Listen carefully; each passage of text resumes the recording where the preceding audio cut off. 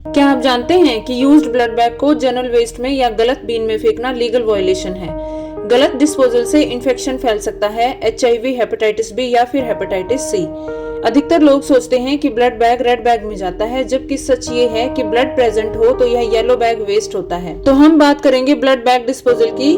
कौन सा बैग कब येलो कब रेड, बायोमेडिकल वेस्ट रूल 2016 के अकॉर्डिंग। तो स्टेप बाय स्टेप देखते हैं। सबसे पहले ग्लव्स, मास्क और एप्रन पहने ताकि ब्लड ट्रांसफ्यूजन सेट निकालते समय, ट्यूबिंग को या काटते समय ब्लड स्पिलेज अगर हो तो ब्लड कांटेक्ट ना हो। दूसरा, कंफर्म कर लें कि बैग खाली हो चुका हो।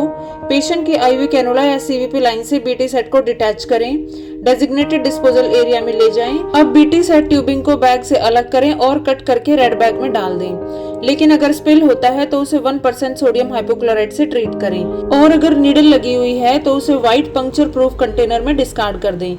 यदि ब्लड बैग में ब्लड बचा हुआ है या क्लॉट है तो उसे निकाल कर नहीं फेंकना है, इससे इन्फेक्शन एंड ब्लड स्पिलेज हो सकता है। तो उसे ऐसे ही येलो बैग में डालकर भेजना है। बैग काट कर, ब्लड निकाल कर या फ्लश करके डिस्कार्ड करना गलत है। एक येलो बैग जिसमें सभी ब्लड बैग्स होते हैं वो अलग होना चाहिए। अब बैग 3/4 भरने पर उसे बांधकर बंद कर दें।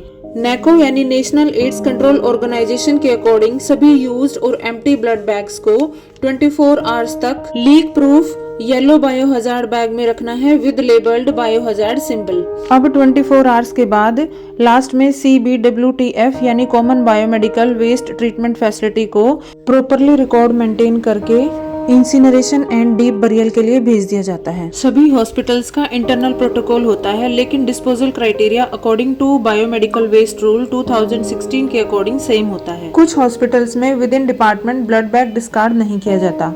सभी डिपार्टमेंट्स के खाली बैग को yellow coloured non chlorinated bag में डालकर वापस ब्लड बैंक भेज दिया जाता है और फर्दर प्रोसेसिंग वहीं होती है। एक प्रॉपर फॉर्म फिल किया जाता है with patient's name, age, blood bag number, medical officer's name, time started, blood group, time finished, date and time, UHID number, ward and bed number, any pre-medication given, any reaction and signature of registrar और medical officer। यही same details blood transfusion register में भी record की जाती हैं, जो कि department का इंटरनल रिकॉर्ड होता है, और 24 आवर्स के बाद सभी बैग्स भेज दिए जाते हैं। तो ये था कि एम्प्टी बैग को कैसे डिस्कार्ड किया जाता है। लेकिन अगर पेशेंट को ब्लड ट्रांसफ्यूजन रिएक्शन हुआ है या फिर ब्लड क्लॉटेड है या एक्सपायर्ड ब्लड है तो एज इट इज उसे येलो बैग में डिस्कार्ड नहीं किया जाता।